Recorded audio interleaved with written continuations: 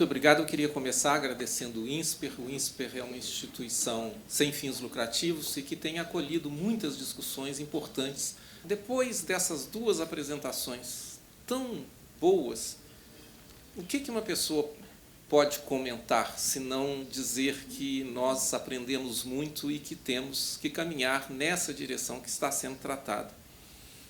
O que eu vou fazer, portanto, é repetir algumas ideias com um formato talvez mais brasileiro, mais pessoal.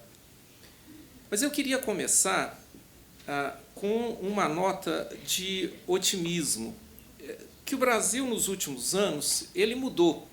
Ele está mudando para melhor, e em muitas áreas. Nos últimos anos, nós comemoramos vitórias na economia.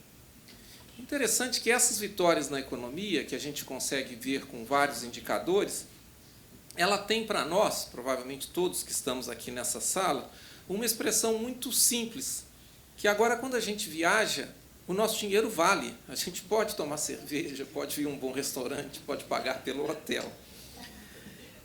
Nós comemoramos também as descobertas de petróleo abundante, que nos dará uma nova riqueza, e durante muitos anos. Mas também nós comemoramos as dimensões sociais de desenvolvimento. É importante que todos saibam que a diminuição da pobreza, que é o resultado de políticas de distribuição de renda, e os altos índices de matrícula, principalmente no ensino fundamental, são vitórias que nos fazem mais felizes. Mas essas vitórias, elas nos trazem problemas novos.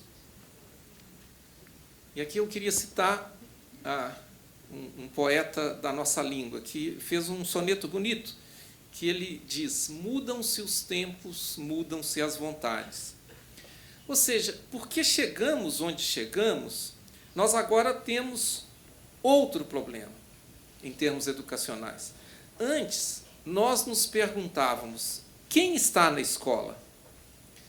E porque fazíamos essa pergunta, nós criamos uma cultura acadêmica para nos ajudar a entender as exclusões que a nossa sociedade criava. Mas agora, que todos estão na escola, pelo menos no fundamental, a pergunta é outra. Nós temos que saber o que aprendem ou devem aprender os alunos que estão na escola. Isso vai nos exigir uma outra cultura, inclusive uma outra cultura acadêmica, que está por ser criada. Como tudo no Brasil, nós temos a diversidade. Não é que ela não exista, mas esse evento é um ponto importante. O meu envolvimento com essa área veio por causa das avaliações educacionais. Desde 95, primeiro de forma amostral, depois de forma censitária, e logo os estados começaram a repetir as avaliações, frequentemente de uma forma exagerada, e nós nos demos conta que alguns alunos aprendem, muitos não. Perceba, esse foi um resultado extremamente importante da avaliação. Ela deu voz a quem não estava aprendendo. Agora a gente sabe que há crianças em escolas, e nós podemos nomear essas escolas, que estão nos dizendo, através da avaliação: olha, cuidem de mim, eu vim aqui, ainda não aprendi nada. Só que o acesso aos melhores empregos, principalmente os do setor público, é feito por concursos públicos. E, portanto, nós instalamos um novo tipo de exclusão. Os que não aprendem hoje na escola são os mesmos que, na geração há anos atrás, estavam excluídos da escola. Eles não terão bons empregos. Terão empregos, mas de menor remuneração. Essa nova exclusão, ela já não nos agride tanto, mas ela é tão perversa quanto a anterior. E nós precisamos mudar isso. E esse esforço que todos estamos fazendo é nessa direção. A primeira coisa a observar é que, portanto, hoje, o direito à educação que está estabelecido na nossa Constituição, como o deputado Arthur mencionava, que faz 25 anos, ele hoje se expressa como o direito de aprender. E o Constituinte de 88, ele foi muito claro no artigo 210. Serão fixados conteúdos mínimos para o ensino fundamental, de maneira a assegurar formação básica comum e respeito aos valores culturais e artísticos nacionais e regionais. Eu me lembro até hoje o impacto que a leitura desse artigo me deu. Eu falei, mas onde estão essas orientações? Elas não existem. Elas nunca foram feitas, apesar do texto constitucional dizer que elas deveriam ter sido feitas. É interessante que hoje nós não usaríamos provavelmente a palavra, o adjetivo mínimos. Ele traz uma lembrança muito ruim para a nossa sociedade. É que para alguns nós vamos dar tudo, para outro está muito bom dar o mínimo. A gente usaria outras palavras. E a questão aqui, portanto, de base nacional comum, ou núcleo comum, ou outro nome que vamos eleger, ela é importante. É importante para não sugerir que agora, no novo tempo, nós estamos criando uma nova maneira de excluir. Isso é importante por causa da nossa história. A nossa história é uma história de exclusão. Nós tivemos escravidão. E a nossa escravidão deixou marcada na nossa cabeça a ideia de que há alguma coisa para nós e alguma coisa para os outros. E os nós e os outros não mudaram muito.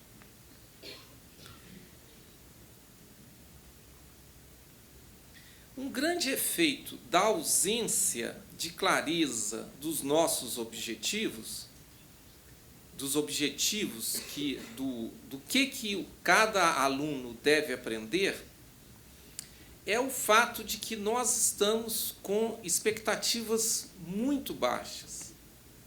Perceba, como a gente não tem clareza de onde queremos chegar, nós não vamos chegar lá.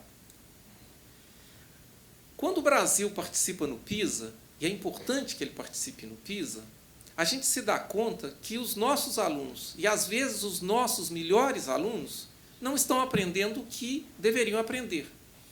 Eu tinha essa ideia um pouco como Chavão. Uma colega minha acaba de fazer uma pesquisa onde ela pegou as questões do PISA e se perguntou por que o aluno brasileiro não está aprendendo.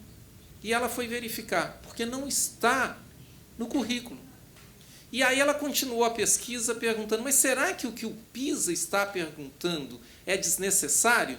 E a conclusão, não.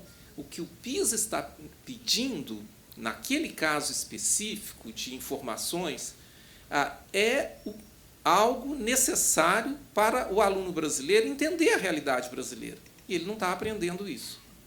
Ou seja, nós precisamos cuidar para que não tenhamos um sistema de ensino que seja medíocre naquilo que ele pretende. Mas há um segundo problema, que é um problema muito sério, que é o problema da desigualdade, que foi muito bem falado pelo professor Young. No Brasil, nós temos muita diversidade, e a gente é orgulhoso dessa diversidade. Infelizmente, nós temos muitas desigualdades. Nós temos excelentes escolas, excelentes professores e para poucos alunos. Nessas escolas, que têm esses bons professores, sim, os alunos aprendem o que precisam para uma vida plena, nos termos da Constituição. Mas a maioria não. Quando o que o aluno aprende depende tanto da sua sorte genética, de ter nascido numa família, numa cidade específica, nós percebemos que há algo que deve ser vencido. Ou seja, nós temos um problema de qualidade e um problema de desigualdade. Eu prefiro dizer que nós temos um problema de desigualdade, porque aprendizado para poucos não é qualidade. Diante disso, a pergunta que espera a resposta, que nós temos que responder, é que condições deve ter uma escola para que possa desempenhar com sucesso sua missão de oferecer ensino relevante para todos os seus alunos. Essas condições são de 3 naturezas.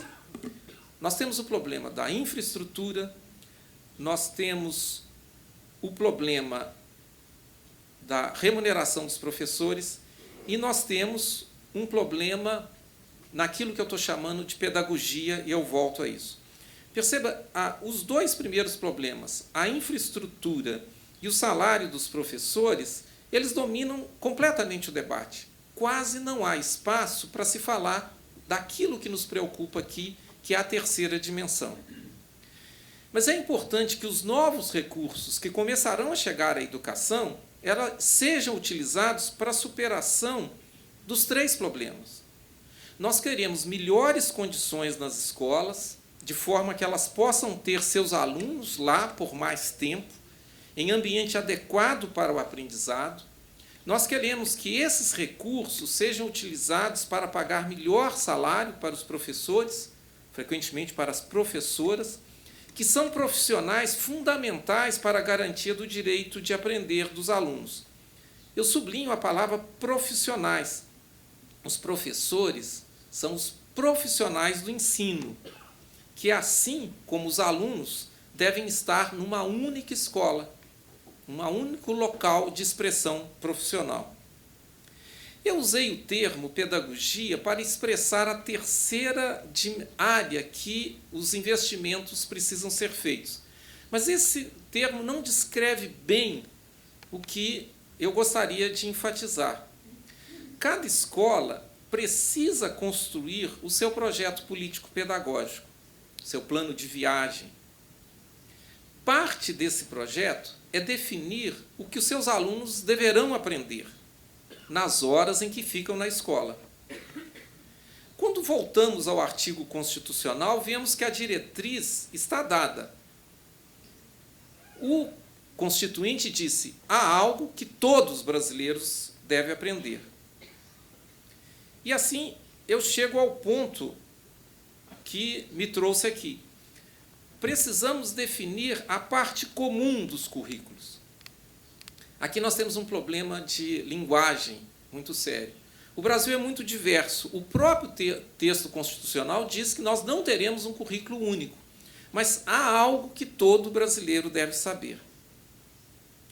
O que se pretende, portanto, é uma base comum, não um currículo comum. É a base, o núcleo, que pode ser expandido em várias direções. No entanto, nesse núcleo, é preciso dizer que deve estar muito mais do que a leitura, a língua pátria e a matemática. Nós já aprendemos nesses últimos anos que há temas novos que hoje fazem parte central daquilo que nos faz brasileiros. Ou seja, conhecer nossas origens étnicas e culturais devem fazer parte da base comum. E esse é um tema que devemos colocá-lo logo em discussão. No entanto, chegar efetivamente a uma expressão da base comum não será fácil, o que explica que 25 anos depois da Constituição e várias reexpressões da necessidade, por exemplo, nas resoluções do Conselho Nacional de Educação e no PNE, nada tem sido feito. Por quê?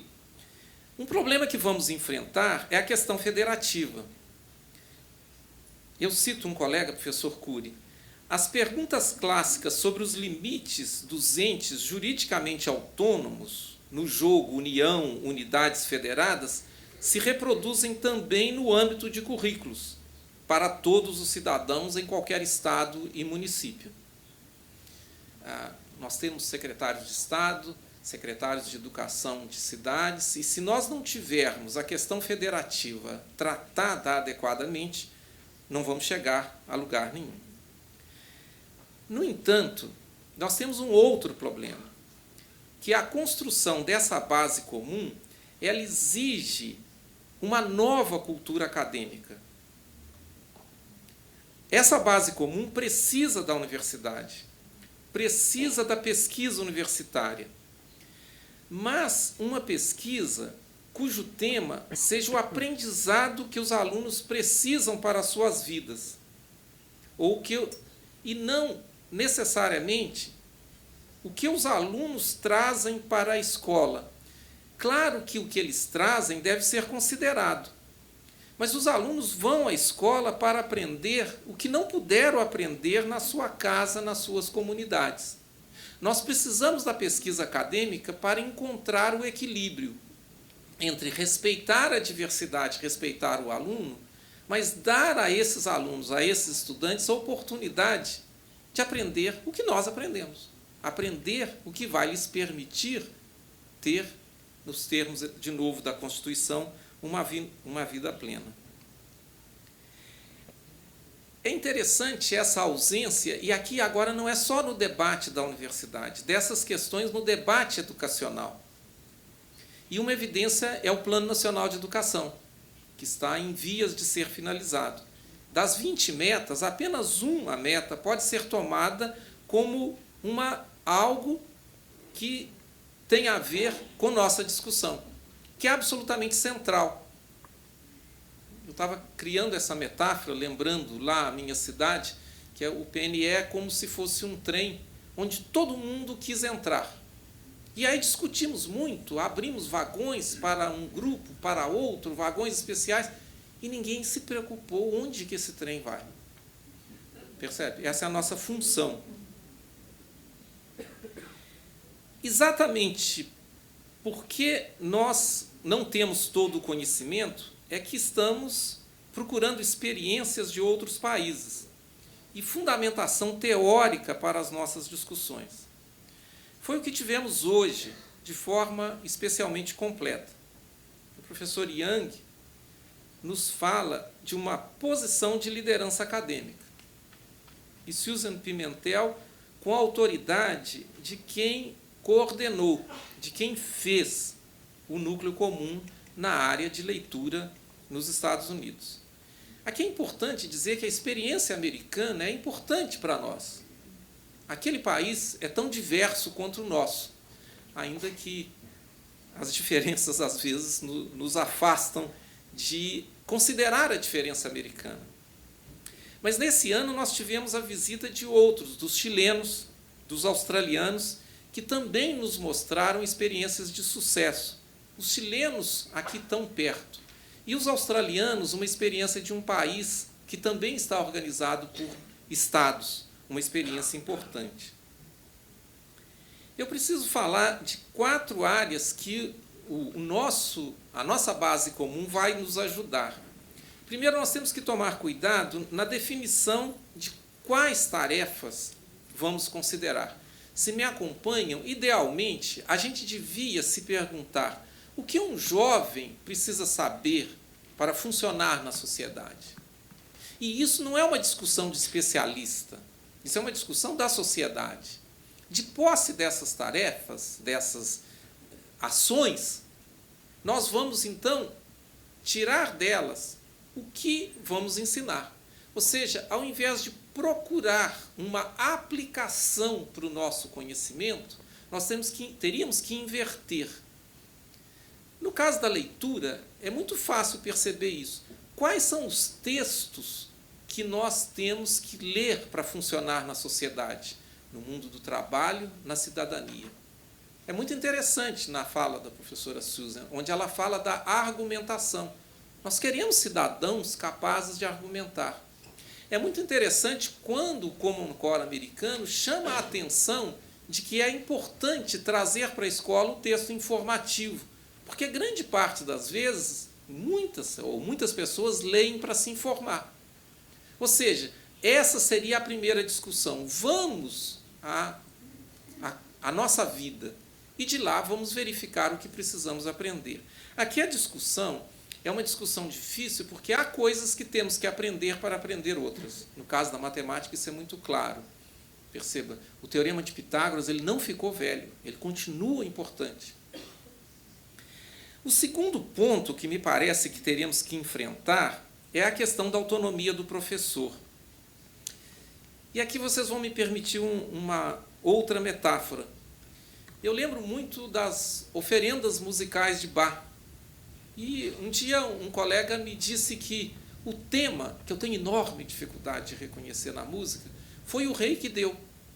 Então o Bach pegou e, a partir do tema, ele criou essas peças tão fantásticas. Eu acho que a gente tem que conversar com os professores dizendo, olha, é o arcabouço do direito à educação que você tem que respeitar. Agora, dentro disso, crie, seja criativo, produza coisas fantásticas. Nós vivemos um momento no Brasil em que, por uma história longa de descaso com os professores, a sociedade, de repente, está assumindo o fato de que, se o professor falou, está correto. Não, nós temos que dizer, há um outro lado, que é o lado do aluno.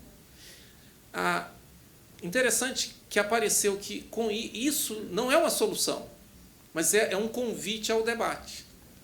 É um convite ao debate educacional. Eu lendo um jornal nesse fim de semana, eu recortei uma frase onde o autor fala, para aprender, escute.